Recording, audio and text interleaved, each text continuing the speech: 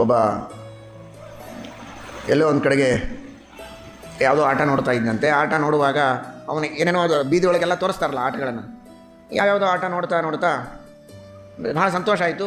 ಒಂದು 20 ಪೈಸಾ ಕೊಟ್ಟ, ಹೊರಟ. ಆಮೇಲೆ ಮುಂದೆ ಸತ್ತ ಮೇಲೆ ನರಕಕ್ಕೆ ಹೋದ. ಯಮದೇವರು, ನೋಡಪ್ಪ ನೀನು ಬಹಳ ಪಾಪ ಮಾಡಿದ್ದಿ, ಬಹಳಷ್ಟು ಪ್ರಾಣಿಗಳ ಹಿಂಸೆಯನ್ನು ಮಾಡಿದ್ದಿ, ಅದಕ್ಕಾಗಿ ನೀನು ಇಷ್ಟೆಲ್ಲ ನರಕ ಅನುಭವಿಸಬೇಕಾಗತ್ತೆ ಅಂತ. ನಾನು ವೆಜಿಟೇರಿಯನ್, ಒಂದು ಪ್ರಾಣಿಯ ಹಿಂಸೆಯನ್ನು ನಾನು ಮಾಡಿಲ್ಲ. ಎಂದೂ ನಾನು ಮಾಂಸ ತಿಂದವನಲ್ಲ, ನಾನ್ ವೆಜ್ ತಿಂದಿಲ್ಲ. ತಿನ್ನೋದಕ್ಕಾಗಿಯೂ ಕೊಂದವನಲ್ಲ, ಫುಕ್ಕಟೆಯಾಗಂತೂ ಕೊಂದೇ ಇಲ್ಲ ಯಾವುದನ್ನು. ನಾನೇನು ಪ್ರಾಣಿ ಹಿಂಸೆ ಮಾಡ್ತೇನೆ, ನನಗೆ ಯಾಕೆ ಈ ನರಕ ಅಂದ. ಚಿತ್ರಗುಪ್ತ ಡೈರಿ ತೊಗೊಂಡು ಬಾ ಅಂದ ಯಮ. ಇವನೇನೇನು ಮಾಡಿದ್ದಾನೆ ಹೇಳು ಅಂತ.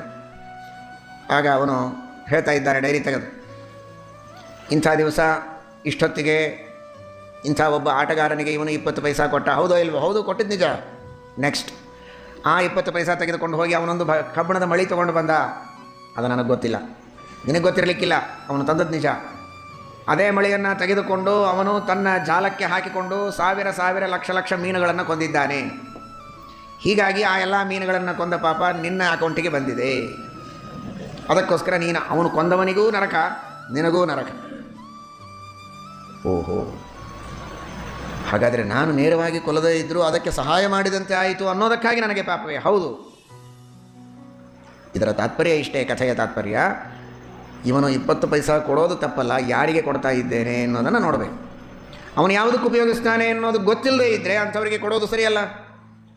ಒಬ್ಬನಿಗೆ ನೀವು 20 ಪೈಸಾ ಕೊಟ್ಟರೆ ಅವನು ಅದನ್ನೇ ತೆಗೆದುಕೊಂಡು ಸಿಗರೇಟ್ ತೊಗೊಂಡು ಬಂದ ಅಂದರೆ, ನೀವು 10 ರೂಪಾಯಿ ದಕ್ಷಿಣೆ ಕೊಟ್ಟದ್ದನ್ನು ತೆಗೆದುಕೊಂಡು ಹೋಗಿ ಅವನು ಶರೆ ತೆಗೆದುಕೊಂಡು ಬಂದ ಅಂದರೆ ಆ ಪಾಪದೊಳಗೆ ನಾವು ಭಾಗಿಯಾಗಬೇಕಾಗುತ್ತೆ.